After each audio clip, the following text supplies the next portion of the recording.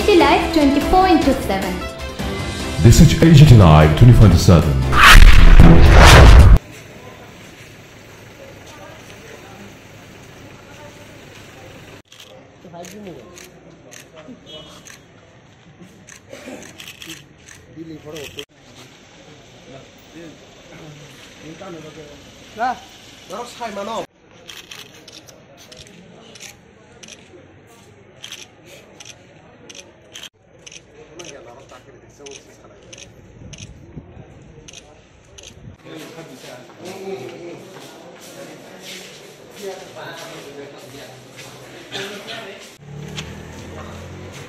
আপনারা জানেন ত্রিপুরা রাজ্যে জনজাতি দরদি এবং ত্রিপ্রাসা দরদি নামে দুইটা যে দরদির নাম দিয়ে সরকার এখন পরিচালিত হচ্ছে, কিন্তু আমরা দেখছি বাস্তবে কতটুকু ত্রিপ্রাসা দরদি বা জনজাতি দরদির বাস্তব রূপ যদি আমরা দেখি তা ছাত্রছাত্রীদের সমস্যা থেকেই বোঝা যায়।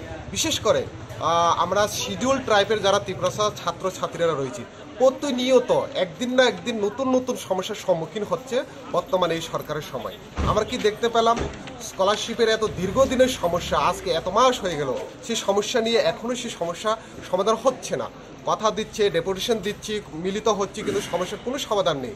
আজকে আমরা দেখতে পেলাম প্রচুর এরকম বিএড পড়ুয়া ছাত্রছাত্রীরা রয়েছে যারা বিগত বছরে স্কলারশিপ পাওয়ার ক্ষেত্রে ডিলের হওয়ার কারণে তারা স্কলারশিপ ফর্ম ফিল আপ করতে পারেনি। নভেম্বরের মাসের ভিতরে স্কলারশিপের যে পোর্টাল ছিল সেটা অফ করে দেওয়া হয়েছে, কিন্তু আমরা দেখতে পেলাম এসটি যার ক্ষেত্রে এটা হয়েছে, ওবিসি এবং এসসি যারা ছাত্রছাত্রীরা রয়েছে তারা অনলাইনে ফর্ম ফিল আপ করার এখনও তাদের জন্য খোলা রয়েছে বা সুযোগ রয়েছে। তাহলে আমরা বলতে চাই বর্তমানে ভারতবর্ষে একটাই যদি সরকার চলে থাকে, একটাই মাত্র রাজ্যেও একটাই যদি সরকার চলে থাকে, তাহলে একটা সরকারের আমলে দুইটা নিয়ম কেন? এসটিদের ক্ষেত্রে আলাদা কেন, ওবিসি এসসিদের ক্ষেত্রে আলাদা কেন হবে? আপনারা জানেন, বিশেষ করে আমরা যারা শিডিউল ট্রাইবের এসটি ছাত্রছাত্রীরা রয়েছে স্কলারশিপের উপরে ভিত্তি করেই তারা বিএডে পড়াশোনা করেন। তো এরকম প্রচুর ছাত্রছাত্রীরা রয়েছে যারা আজকে স্কলারশিপ ফর্ম ফিল আপ করতে পারেনি।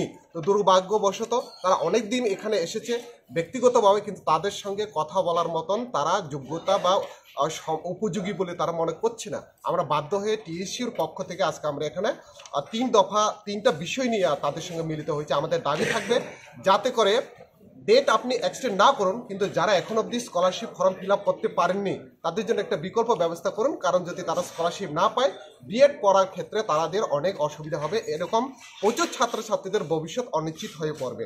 দ্বিতীয়ত যেটা রয়েছে সেটা হলো আমাদের যে ডিমান্ডের ভিতরে যেটা রয়েছে, আমাদের প্রথম থেকে ডিমান্ড ছিল ত্রিপুরা রাজ্যের সমস্ত এসটি হোস্টেলগুলোতে হোস্টেল ওয়ার্ডেন পার্মানেন্টলি নিয়োগ করার জন্য, কিন্তু সেখানে নিয়োগ হচ্ছে না।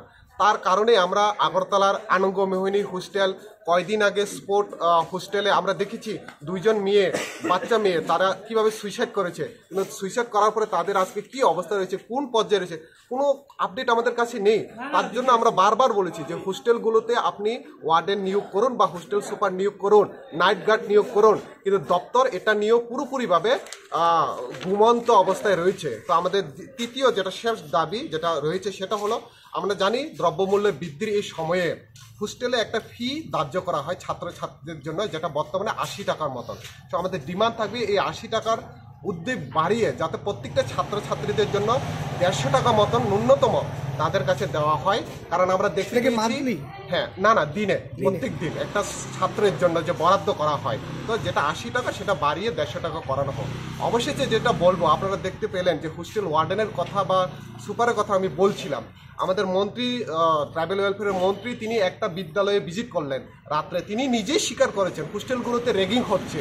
র্যাগিং বন্ধ করার জন্য তিনি নিজেই স্বীকার করছেন। তাহলে কি আমরা দেখতে পেলাম বর্তমানে ত্রিপুরা রাজ্যের, বিশেষ করে আমরা যারা ত্রিপুরাসা ছাত্রছাত্রীরা রয়েছি তাদের যে বর্তমান অবস্থাটা খুবই শোচনীয়।